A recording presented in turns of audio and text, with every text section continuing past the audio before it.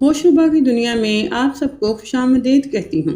चलिए अल्फाज के जादू से सजी एक नई दास्तान की जानब बढ़ते हैं। दुल्हन बनी मेरी बीवी ने मुझे ही हाथ से पकड़कर कमरे से बाहर निकाला और मेरे ही भाई को अंदर ले जाकर बोली, लाइट बंद करो। मैं बाहर ही दरवाजे के टहल रहा था और सुबह की अजान का इंतज़ार बेसब्री से कर रहा था, क्योंकि मैंने तैश में आकर अपनी बीवी को तलाक तो दे दी थी, मगर अब पछता रहा था और चुपके से बीवी को हलाला करवाने अपने गूंगे बहरे भाई के पास लाया था, जो बहुत अनेक था। और उसने मुझसे वादा किया था कि सुबह होते ही अपनी बीवी वापस ले जाना। यूं जैसे ही फजर का वक्त हुआ तो दरवाज़ा खुलते ही मेरे पाँव तले से ज़मीन निकल गई। समरा, जल्दी से खाना लाओ, बहुत भूख लगी है। मैंने घर में दाखिल होते ही अपनी बीवी को आवाज़ दी थी तो वो फ़ौरन ही अलादीन के जिन की तरह हाजिर हो गई। आ गए आप? वो मुस्कुराते हुए बोली तो मेरा दिल जलकर खाक हो गया। नहीं, अभी वही हूँ। उसे शायद मेरा तंज समझ नहीं आया था, तभी वो फिर से मुस्कुरा दी और फ़ौरन ही बोर्ची खाने की जानब चल दी। यह खाना बनाया तुमने? कितना अरसा हो गया, आज तक खाना ना बनाना आया तुमने? मैंने मुंह में पहला निवाला रखते ही अपनी बीवी से शिकवा किया तो वह हैरान नज़रों से मुझे देखने लगी। मगर आज तो घर में सबको ही खाना पसंद आया और अम्मी ने तो तारीफ़ भी की थी, हालांकि वो बहुत कम खाने की तारीफ़ करती हैं। मेरी बीवी हैरानी से बोली तो मैंने खाने की ट्रे उठाकर दूर फेंक दी। तुम्हें क्या लगता है मैं बकवास कर रहा हूँ? खाने में इस कदर मिर्चें हैं कि मुंह में रखना ही मुश्किल है। मैं अपनी बात को सच साबित करने के लिए मजीद ऐप तलाश करने लगा तो वो चुपचाप ट्रे उठाकर बोची खाने में चली गई। एक वक्त का खाना खाता हूँ, वो भी बदमज़ा बनाकर देती हो। मैं बड़बड़ाता हुआ वॉशरूम में घुस गया। मेरा नाम वासिफ है। मेरे अब्बा एक बढ़ाई थे जो लकड़ी का काम नहायत नफासत से करते थे। घर की करीबी मार्केट में अब्बा ने अपनी एक दुकान खोल रखी थी, जहाँ बैठकर अब्बा फर्नीचर तैयार करते और बेच देते। अब्बा को इस काम में मुनासिब मुनाफा होता था, घर का गुजर बसर अच्छा सा हो जाता था। वैसे भी घर में अफराद भी कम थे, लिहाजा पैसों की भी तंगी ना थी। मेरे माँ बाप ने दोनों ही सादगी और कानत पसंद थे। घर में मैं था और अम्मा अब्बा और छोटा भाई था, मुख्तलिफ थे। हम दो ही भाई थे। मेरा छोटा भाई पैदाइशी तौर पर गूंगा और बहरा था, लिहाजा बचपन में तो उसे, जबकि बड़ा होने के बाद हमेशा मुझे ही घर में अहमियत दी जाती। बाहर के सौदे सलफ लाने से लेकर घर के हर छोटे बड़े फैसले में अम्मा अब्बा मेरी राय को बेहद अहमियत देते।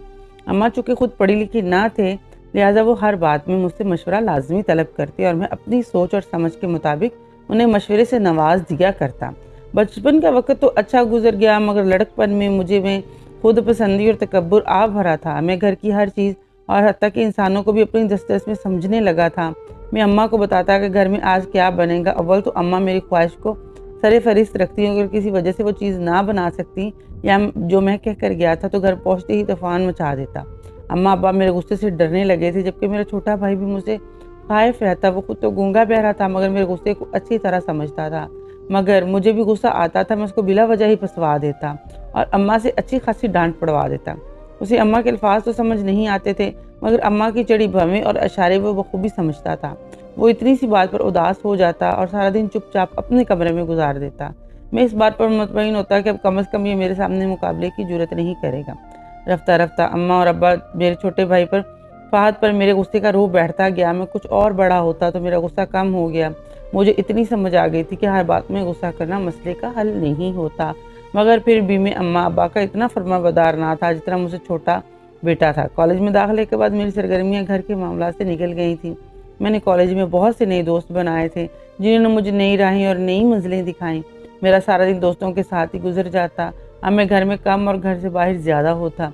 पढ़ाई पर मेरी शुरू से ही कोई ख़ास तवज्जो ना थी। मेरे कोई दोस्त लड़कियों में दिलचस्पी रखते और कॉलेज के बाद लड़कियों के पीछे मोटरसाइकिल लगाकर उन्हें घर तक पहुंचकर ही दम लेते थे। पहले पहल तो मैं उनका मजाक उड़ाता, मगर कुछ दिनों में मुझे भी ये लत लग गई।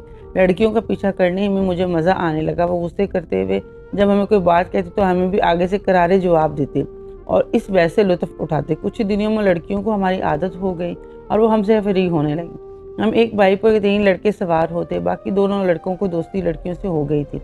सिर्फ एक मैं ही था जिसको अभी तक कोई लड़की पसंद नहीं आई थी। मैं लड़कियों के कॉलेज के बाहर अकेला ही मौजूद था। मेरे दोनों दोस्तों ने अपने लिए लड़की पसंद कर ली थी, लिहाजा अब उन्हें लड़की के पीछे जाने की ज़रूरत ना रही थी। अब तक उनकी लड़कियों के साथ अच्छी खासी दोस्ती हो गई थी। वो सारी रात उनसे फ़ोन पर बातें करती और सुबह कॉलेज आते ही मज़े ले लेकर रात की बातों के किस्से सुनाते। तो मुझे बेइज्जती महसूस होती कि वो कभी कभार मुझे ताने भी दे देते कि अब मुझे कोई लड़की पसंद कर लेनी चाहिए, जो शायद मैं अपनी सारी तवज्जो और प्यार अपनी बीवी के लिए बचा कर रखना चाहता हूँ। मैंने ठान ली थी कि मैं अब किसी लड़की से दोस्ती करके ही रहूँगा ताकि मेरे दोस्त मुझे ताना ना दे सके। लड़कियों के कॉलेज उनकी छुट्टी की बेल सुनाई दी तो लड़कियों के एक जिम गफीर बाहर निकला और अपनी राह को चल दिया। मैंने भी लड़कों को एक ग्रुप के पीछे अपनी बाइक लगा दी और उनका पीछा करता रहा। ग्रुप में मौजूद लड़कियों को छेड़ना ये जुमले कसना अपनी शामत आप लाने के बराबर हुआ करता। वो अगर मुझ पर जुमला कर देती तो मुझे अपनी इज्जत बचाने का भी मौका ना मिलता और बीच राह में बेइज्जती हो जाती। लिहाजा मैं चुपचाप उनका पीछा करता रहा। जैसे ग्रुप में लड़की अपने अपने घरों को गई तो बस एक जब सब लड़कियां अपने अपने घरों को चली गईं तो बस एक ही लड़की बची और मैंने अपनी बाइक उसके पीछे लगा दिया। मैं उससे काफ़ी करीब था। उसने बाइक की आवाज़ सुनकर हैरान होकर मेरी तरफ देखा मगर फिर दोबारा सर झुकाकर अपने रास्ते हो ली। मैं भी उसके पीछे चलता रहा। कुछ दूर जाने के बाद उसे एहसास हुआ कि मैं दरअसल उसका पीछा कर रहा था। अब उसके माथे पर तेवरी चढ़ी मैं साफ महसूस कर सकता था मगर मुझे इन सब चीज़ों की आदत थी। मेरे दोस्तों ने मुझे इस मामले में काफ़ी ढीठ बना दिया था।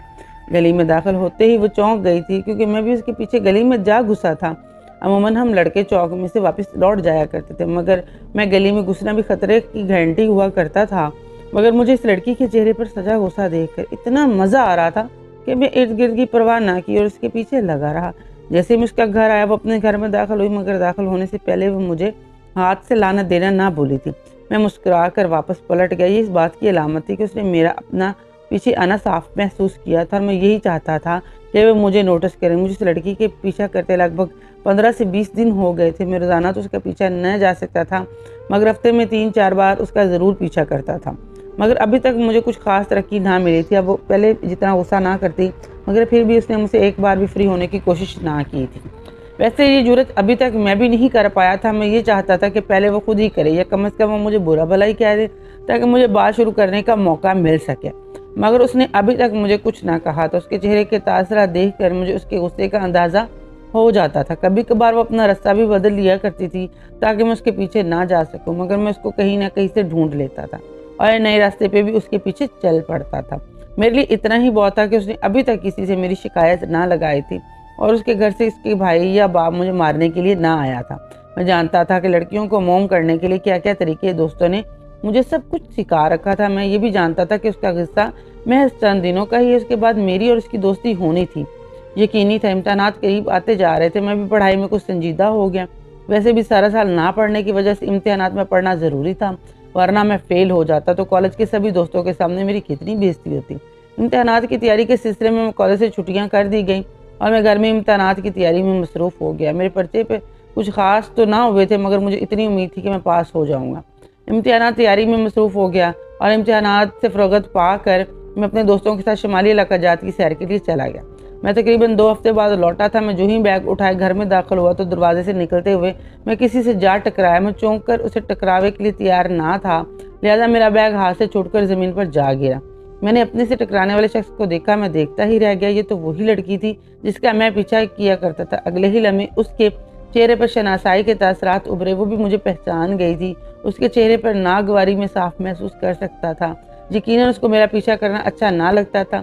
जाहिर सी बात है अभी कौन सा हमारे दरमियान दोस्ती हो पाई थी जो मैं उसको पसंद आता। वो चुपचाप दरवाजे से बाहर निकल गई तो मैं अपना बैग संभालते अंदर की जानब बढ़ गया था। ये कौन थी? अम्मा। मैंने अम्मा से सबसे पहले सवाल इस लड़की के बारे में किया था। ये समरा है, हमारे मोहल्ले में नए आए हैं, अभी इनको 1 ही हफ्ता हुआ है। वो जो गली के कोने वाला मकान तमीर हो रहा था ये उसी में शिफ्ट हुए हैं। अम्मा की बात सुनकर मैं घबरा गया। उसने अम्मा से मेरी शिकायत लगा दी तो क्या होगा। मैंने सोच लिया था कि जल्द से जल्द इससे दोस्ती कर लूँगा ताकि वो किसी को मेरे बारे में बता ना सके। मैं तो जैसे हाथ धो के समरा के पीछे पड़ गया था। कॉलेज की वर्दी में तो वो मुख्तलिफ लगा करती थी जबकि घर के लिबास में वो बेहद प्यारी लगती। उसकी खूबसूरती का अंदाज़ा मुझे अब सही मायनों में हुआ था। उससे दोस्ती का ख्वाह था जबकि वो हर बार मुझसे कहीं कतरा जाती थी। वो चूँकि 3 बहनें थीं और वैसे भी उन्हें भी यहाँ की मार्केट के बारे में इतना अंदाज़ा ना था लिहाजा वो सौदा सल्फ मंगवाने के लिए अक्सर घर चली आती। अम्मा अब्बा ने उसे खुले दिल से पेशकश कर रखी थी कि उसे जब भी ज़रूरत पड़े बिला तकल्लुफ़ चली आए। अक्सर अब्बा घर होते तो वो खुद ही उसका मुतालबा सामान ख़रीद कर उसके घर पहुंचा देते। बसूरत दीगर वो मुझको लिस्ट बनाकर थमा देती और वो सामान ला दिया करता था। मैंने समरा को साफ साफ बता दिया था कि मैं उसे पसंद करने लगा हूँ। वो मेरे जज्बात सुनकर चुप हो गई थी। उसे मुझसे इतनी उम्मीद ना थी। मैं ये चाहता कि वो मुझे आवारा लफंगा ना समझे और उसे मालूम हो कि मैं दिल से उसकी कदर, जज्बात और एहसास रखता हूँ। मुझे नहीं मालूम था कि मैं ये सब क्यों कर रहा था। शायद मैं इस मुमकिन बेइज्जती से बचना चाहता था जो मेरी हो सकती थी। अगर समरा अम्मा या फहद को मेरे बारे में बता देती तो समरा ने अभी मेरे इकरार का कोई ख़ास तो जवाब ना दिया था। ताहम अब उसके रवैये में काफ़ी बेहतरी आई थी। मुझे इतना यकीन हो गया था कि वो मेरी शिकायत किसी से ना लगाएगी। वैसे भी मुझे उसके बारे में ये अंदाज़ा हो चुका था कि वो वक्त गुजारी या दोस्ती करने वाली लड़की नहीं है। वह पुख्ता किरदार की मालिक एक समझदार लड़की थी। मेरी तालीम मुकम्मल हुई तो मैंने प्राइवेट और सरकारी अदारों में हर जगह अपनी नौकरी के लिए दरख्वास्तें दे दी। मैं हमेशा से ही नौकरी करना चाहता था, जबकि फहद अपनी तालीम मुकम्मल करने के बाद अब्बा की दुकान पर जाकर बढ़ाई का काम सीखने लगा। वैसे भी उसको कौन सा नौकरी मिलनी थी, उसके लिए यही बेहतर था कि वो कोई हुनर सीख ले। मेरे तरीमी रिकॉर्ड इतने अच्छे तो ना थे कि मुझे किसी अच्छी जगह नौकरी मिल पाती, मगर खुशकिस्मती से मुझे एक दफ्तर में सरकारी नौकरी मिल गई। नौकरी का स्केल अभी कम था, मगर तरक्की के काफ़ी मौके मौजूद थे। मुझे उम्मीद थी कि मैं जल्दी ही अपने आप को बेहतर बनाकर अच्छे स्केल पर पहुंच जाऊंगा। अम्मा और अब्बा दोनों ही मेरी जॉब को लेकर बहुत खुश थे और उनको बहुत खुशी थी कि कोई तो हमारे में से जॉब पर लगा, क्योंकि वो मुझे बढ़ई का काम नहीं सिखाना चाहते थे। उन्होंने मुझे बड़े नाज़ों से पाला था और वो हमेशा मेरी बात को अहमियत देते थे। उन्होंने मेरे लिए बड़ी दुआएं की थी और अब वो वक्त आ गया था कि वो मेरे चेहरे सजाने के लिए तैयार थे। अम्मा ने ठान ली थी कि अम्मा की तरह अम्मा के भी ख्वाब अरमान थे। जाहिर है मेरी शादी के मौके पर मेरी अहमियत और राय को मद्देनजर रखा जाना था। लिहाजा अम्मा ने सबसे पहले मुझसे पूछा कि मुझे किस किस्म की लड़की चाहिए। मैंने अम्मा को अदात व खसाइल बताने से बेहतर लड़की का नाम बताना ही बेहतर समझा। मैंने समरा का नाम लिया तो अम्मा चुप हो गई। क्या तुम्हें समरा पसंद है? मैं उसी से शादी करना चाहता हूँ। अम्मा जानती थी कि मैं कभी किसी ऐसी वैसी लड़की से शादी के लिए राजी ना होऊंगा। मेरे लिए इज्जत और किरदार की मौजूदगी मजबूती सबसे ज़रूरी थी और निमरा के किरदार की पुख्तगी का तो मैं खुद गवाह था। अम्मा ने चुपचाप इस बात में सर हिला दिया। मैं तुम्हारे अब्बा से बात करूंगी, फिर तुम्हें बताऊंगी। मैं जानता था कि अब्बा को भी रिश्ते पर कोई एतराज़ ना होगा, क्योंकि अब्बा ने हमेशा समरा को अपनी बेटियों की तरह समझा था। दुल्हन बनकर समरा बेहद रूप आया था। वो सादगी में भी क़यामत ढाती थी, जबकि मेकअप के साथ उसका हुस्न देखने के लायक था। मैं टिकटिकी बांधे से तक रहा था। मुझे अपनी किस्मत पर यकीन नहीं आ रहा था। मैंने नौकरी की ख्वाहिश की तो फ़ौरन ही मेरी नौकरी लग गई और जिस लड़की को पसंद किया वो मेरी दस्तरस में आ गई। मुझे अपना अब मज़ीद गरूर होने लगा। मुझ में किसी चीज़ की कमी थी तो मैं शक्ल सूरत का भी अच्छा था, जबकि अब तो सरकारी नौकरी रखता था और अपने माँ बाप का लायक फायक बच्चा था। कम से कम अपने गूंगे भाई से तो बेहतर था, जो कुछ भी करने के काबिल ना था। समरा ने मेरी ज़िंदगी को आकर मुकम्मल कर दिया। मैं उसको पाकर बहुत खुश था, मगर ये खुशी कुछ दिन ही साबित हुई। मैं अपना गरूर तो कब्र में डूबा शख्स जल्दी ही समरा से कुता गया। वो अच्छी बीवियों के तमाम फ़राइज़ निभाती, मगर मैं उसे चिढ़ने लगा, क्योंकि वो बिल्कुल घरेलू औरत थी। ना तो उसमें कोई शौक़ी थी और ना ही कोई शरारत। वो संजीदा मिजाज की हामिल एक लड़की थी जो मुझे ज़्यादा अरसे तक खुश ना रख पाई। वो सारा दिन के घर के कामों में मसरूफ़ रहती और अम्मा अब्बा को शिकायत का कोई भी मौका ना देती। वो अक्सर फहद की दिल चोरी करती भी दिखाई देती। तो मुझे ये बात शादी के बाद ही पता चली कि समरा की एक बहन भी गूंगी बहरी थी। लिहाजा समरा को इशारों में बात करना बहुत अच्छे तरीके से आता था, बल्कि वो मुझसे बेहतर तरीके से फहद से बात कर लिया करती थी। मुझे हमेशा ऐसे ही लगता कि मैंने शादी करने में जल्दी की। मुझे समरा से अच्छी लड़कियां मिल सकती थी। मेरे अपने ही दफ्तर में मुझसे मतहत काम करने वाली लड़कियां समरा से ज़्यादा फैशनेबल और खुश मिजाज थी, जबकि समरा की संजीदा सूरत देखकर मुझे हौल उठने लगते थे। मुझे उसका अम्मा अब्बा के आगे पीछे फिरना और उससे लाड उठवाना बिल्कुल पसंद ना था। उनसे लाड उठवाने का हक सिर्फ मेरा था, जबकि सिर्फ मेरे आगे पीछे होना चाहिए था कि ना कि अब्बा के। समरा ने शादी के बाद मुझसे आज तक मोहब्बत इस तरीके से इजहार नहीं किया था जैसे उसे करना चाहिए था, जबकि मैं तो शादी से पहले ही अपनी पसंद के बारे में बता चुका था। अब मुझे महसूस होता था कि मुझे समरा से अपनी पसंदीदा का इजहार नहीं करना चाहिए था। वो खाना पकाती तो मैं उसमें 100 ऐब निकालता। वो मेरे जो भी काम करती मुझसे लड़ने के बहाने ढूंढता। मैं चाहता था कि ये मुझसे लड़ाई करे, जो मुझे जवाब देता कि मुझे उससे बहस करने की वजह मिल सके। मैं उसके यहाँ से चलता करूँ और उसका गरूर तकब्बुर ख्वाब में मिला दूँ, मगर वो बहुत कम मुझे ऐसा कोई मौका दिया करती थी। रानिया के लिए जुनैद का रिश्ता आया और अम्मा अब्बा संजीदगी से इस रिश्ते के बारे में सोच रहे थे। समरा ने अपनी छोटी बहन का नाम लिया तो मैं चूक गया। मुंह में नवाला डालता मेरा हाथ हवा में रुक गया। जुनैद हमारे मोहल्ले का ही था। वो मेरा हम उम्र जुनैद हर लिहाज में मुझसे बेहतर था। वो शक्ल सूरत का भी अच्छा था, जबकि पढ़ाई में भी ज़हीन और नंबर 1 था। वो हमेशा इम्तियाजी नंबर लेकर पास हुआ करता था, जबकि मैं वाजबी से नंबर लेकर पास होता। हर साल नताइज आने पर अब्बा जुनैद की तारीफ़ करते तो मेरा दिल बुग़्ज़ और हिस्से से भर जाता। इसकी नौकरी भी मुझसे बेहतर मिली थी। मैं कैसे बर्दाश्त कर ला कि मेरी बीवी के होने वाले बहनों भी मुझसे बेहतर। तुम साफ इस रिश्ते से मना कर दो, वो रानिया के लिए ठीक नहीं है। मैं फ़ौरन ही कहा तो वो मेरी बात सुनकर चौंक गए। जी आप क्या कह रहे हैं? जुनैद में कोई बुराई नहीं है, इतने अच्छे रिश्ते से इनकार करना किसी तौर पर मुनासिब नहीं है। समरा ने मुझे साफ इनकार किया तो मैं हत्थे से उकड़ गया। तुम हमेशा मुझे अपनी जिद और अना में रहती हो। शौहर के मशवरे से तो तुम्हें कोई सरकार है ही नहीं। अगर वो इतना अच्छा था तो तुम मुझसे शादी कर लेती, मेरी ज़िंदगी क्यों बर्बाद की तुमने। मैं गुस्से में धाड़ कर कहा। वो सदमे से मुंह पर हाथ रख के मेरा चेहरा देख कर रह गई। मैं गुस्से में भी इस बात का ख्याल ना रखता कि आवाज़ अम्मा अब्बा तक न जाए। मैं नहीं चाहता था कि इस बात का एहसास हो कि मैं समरा के साथ नामुनासिब रवैया अख्तियार किए हुए हूँ। समरा ने मेरी किसी बात का कोई जवाब न दिया, बल्कि चुपचाप कमरे से निकल गए। मैं मज़ीद तप गया। वो ऐसे ही हमेशा मौके से गायब हो जाया करती थी और मैं तिलमिला कर रह जाता था। समरा ने इसके बाद से मुझसे अपनी बहन के रिश्ते के बारे में कोई बात ना की। मैं समझ गया उसके अम्मा अब्बा का मेरा इनकार कह दिया होगा। वो दरअसल रानिया का निकाह अगले हफ्ते करना चाहते थे। वो झिझकते हुए बोली तो मैं कुछ हैरान हुआ, किसके साथ निकाह। मेरे सवाल पर उसके चेहरे का रंग उड़ गया। और असल अम्मा अब्बा ने हम दोनों को बुलाया था ताकि आपकी राय जान सके, पर मैंने मना कर दिया कि आप मसरूफ़ हैं, नहीं आ सकते, क्योंकि मैं नहीं चाहती थी कि आप उस रिश्ते से इनकार करें। जुनैद का रिश्ता मेरी बहन के लिए बेहतरीन है, जबकि मैं चाहती हूँ कि राबिया का रिश्ता फ़हाद के साथ तय हो जाए। उसकी बात सुनकर गुस्से से मेरी रगें तन गई। तो हमारा दिमाग तो ठीक है, इसलिए तो अम्मा अब्बा की खुशामदी बनती रहती हो कि तुम अपनी बहन को भी इस घर में ला सको। तुम्हारी इस गूंगी बहरी पागल बहन के लिए मेरा ही भाई रह गया। मैं उसकी गूंगी बीवी नहीं लाएंगी। तुम अपने हमारे घर पर कब्जा करना चाहती हूँ, मैं तुम्हें भी इसमें ना रहने दूंगा। मैं तुम्हें तलाक देता हूँ। इससे कि पहले वो कुछ बोलती, मैं गुस्से से तलाक देकर वाशरूम में घुस गया। मैं नहीं जानता था कि जुनैद उस घर का दामाद बने और उसका और मेरा मुआवजा फिर से शुरू हो। निमरा किस कदर चालाक थी, उसने अपना पैगाम अपने माँ बाप तक पहुँचाना भी मुनासिब ना समझा। तलाक लेकर घर जाएगी तो माँ बाप खुद ही वजह मालूम कर लेंगे।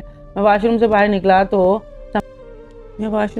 तो मुझे बहुत दुख हो रहा था कि ये मैंने क्या कर दिया, और मैंने इसको तलाक दे दी। जब मैं निकला तो समरा को यूं ही बैठे पाया जैसे मैं छोड़ कर गया था, जबकि उसका चेहरा आंसुओं से तर था। मुझे देखकर वो चौंक गई और उठकर कमरे से बाहर जाने लगी।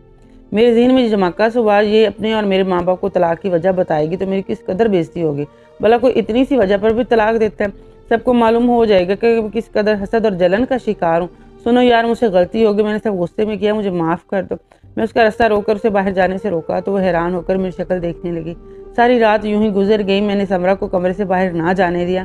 मैं जानता था कि वो मेरे लिए महरम थी और हम एक छत तले नहीं रह सकते थे। मुझे इसका कोई हल सोचना था।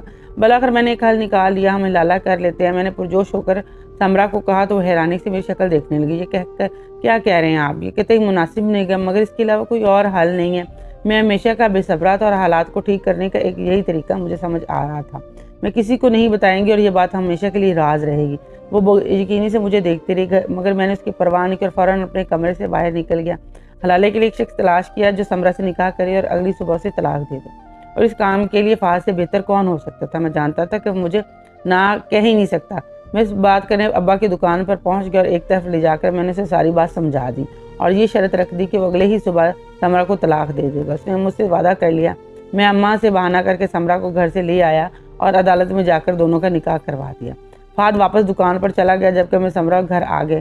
समरा बिल्कुल चुपचाप थी। वो मामूल के मुताबिक घर के काम काज करने लगी थी, मगर उसका चेहरा तारीख था। रात का खाना खाकर अम्मा अब्बा सो चुके थे। समरा कमरे में चली गई तो मैं इसे देखा चौंक गया कि उस वक्त फ़हाद कमरे में जाना था। उसने अपना जोड़ा निकाला और उसे जेब-तन करके आईने के सामने मेकअप करने खड़ी हो गई। मैं उसकी तैयारी पर हैरान था। वह पल्लू सर पर डाले दुल्हन की तरह लग रही थी। उसने तैयारी मुकम्मल करके खाली नज़र मुझ पर डाली और फ़हाद के कमरे की तरफ बढ़ गई। मैं उसके पीछे चल दिया। दुल्हन बनी मेरी बीवी ने मुझे ही हाथ से पकड़कर कमरे से बाहर निकाला और मेरे भाई को अंदर ले जाकर बोली, लाइट बंद कर दो। मैं बाहरी दरवाजे के टहल रहा था और सुबह की अज़ान का इंतज़ार बेसब्री से कर रहा था। ये इतना आसान नहीं था जितना मैंने समझ लिया था। मेरी बेचैनी किसी तौर कम ना होने पा रही थी। मैं अपनी मर्जी से अपनी साबका बीवी को दूसरे शौहर को सौंप दिया था, वो भी किसी और को नहीं बल्कि अपने सगे भाई को। मैं जानता था कि मैं ना चाहते हुए बंद दरवाजे के पीछे क्या हो रहा था। मैं कुछ देर को अपने कमरे में ठहर सा गया और फिर दोबारा चला आया। जैसे ही फजर का वक्त हुआ मैंने दरवाजे पर दस्तक दी। बस बहुत हो गया, बाहर आ जाओ तुम दोनों। सारे ने अंदर से दरवाज़ा खोल दिया। अगर दरवाजे खुलते ही मेरे पाँव तले से ज़मीन निकल गई। कमरे में मेरे माँ बाप के अलावा निमरा के माँ बाप भी मौजूद थे। समरा के चेहरे पर आंसुओं के निशान वाजिया थे, जबकि उसकी आंखें सुर्ख और सूजी हुई थी जैसे वह रात भर रोती रही हो। फौरन उठकर मेरी तरफ बढ़ी और मुझे गिरबान से पकड़ लिया। तुझे शर्म ना आई ये बेगैरती करते हुए? वो गुस्से में बोली थी, अरे बेगैरत, ऐसी अच्छी बीवी को तलाक देकर अपने ही भाई के हलाले के नाम पर सौंप दिया। मुझे उम्मीद नहीं थी कि तू हमारे नाम इस तरह से डबोएगा। अब्बा की बात सुनकर मुझ पर घड़ों पानी पड़ गया। मैं तो सोचे बैठा था कि किसी को कुछ भी मालूम ना होगा, मगर सबके सामने नजरें उठाने के काबिल भी ना रहा था। मुझे हमेशा ही अपनी इज्जत बहुत प्यारी थी, मगर मैंने किसी और की इज्जत की कभी परवाह नहीं की थी। समरा, तुम अपना फैसला सुनो कि तुम क्या चाहती हो। समरा के वालिद अपनी बेटी के सर पर हाथ रख कर बोले, काशिफ, मुझे चूंकि अपने होश आवास में तलाक दिया और अपने भाई से निकाह करवा दिया, मैं अब काशिफ के साथ दोबारा शादी नहीं कर सकती। मैं भी इंसान हूँ, मेरी राय मर्जी की कोई अहमियत नहीं उनकी नज़र में। ये मुझे समेत अपने सभी घर वालों को अपने एक इशारे के गुलाम समझती है। मगर समरा, मैंने सिर्फ गुस्से में तलाक दिया, मैं ऐसा नहीं चाहता था। मैंने उसे समझाने की कोशिश की मगर उसने बात नहीं सुनी, उसने सुनी अनसुनी कर दी। मैं अपने माँ बाप के बगैर ज़िंदगी गुजार लूँगी मगर दोबारा इस शख्स की ज़िंदगी में शामिल होना नहीं चाहती। इसका फैसला अटल था। मैं अपनी सफाई में क्या कहता, मैंने गुंजाइश ही कहाँ छोड़ी थी। तभी फहाद हाथ से कुछ इशारा करने लगा। मुझे इसमें सब उसकी जानब मतवज्जा हो गया। उसकी बात का मतलब समझकर मुझ पर पहाड़ टूट गिर पड़ा। वो समरा को जब से चाहता था तब से उसने पहली बार उसको देखा था। अगर समरा चाहे तो वो हमेशा को अपनाने को तैयार था। मैं हैरान नज़रों से फहाद की मोहब्बत की दास्तान सुन रहा था। अम्मा भी ये बात जानती थी। समरा का नाम लिया तो अम्मा खामोश हो गई थी। मगर जब मैंने समरा का रिश्ता अपने गूंगे बेटे से देने से बेहतर यही लगा कि अपने सेहतमंद बेटे से समरा का रिश्ता दे। और यूँ समरा मेरे हिस्से में आई थी, जबकि फहाद उसे भाभी के तौर पर कबूल कर लिया। अब फहाद उसे अपनी बीवी के तौर पर अपनाने को तैयार था। तुम इस काबिल हो भी नहीं कि तुम्हें दूसरा मौका दिया जाए। समरा के बाप ने हकारत से मेरी जानब देखकर अपनी बेटी के सर पर हाथ रखकर चल दिए। तुम इस घर से अपना सामान लेकर जा सकते हो। हम अपने छोटे बेटे के साथ ज़्यादा खुश रह सकते हैं। अब्बा के अल्फाज मुझ पर बिजली बनकर गिरे। मेरी खुद पसंदी और तकब्बुर का अंजाम मेरे सामने था। मेरे माँ बाप मुझसे दूर हो गए थे। मेरा दोगला चेहरा सबके सामने आया हो गया था। मैं शिकस्ता कदमों से बाहर की जानब चल दिया। मैं दोबारा निमरा को अपनी शक्ल दिखाने के काबिल भी कहाँ रहा था। प्यारे नाजरीन, कहानी पसंद आए तो इस वीडियो को लाइक और हमारे चैनल की सच्ची कहानियाँ उर्दू को सब्सक्राइब करना ना भूलिएगा, ताकि हमें आपको आपकी राय का पता चलता रहे और हमारे चैनल को मज़ीद तरक्कियाँ मिलती रहें। साथ रहने का शुक्रिया। जज़ाकल्लाह खैर।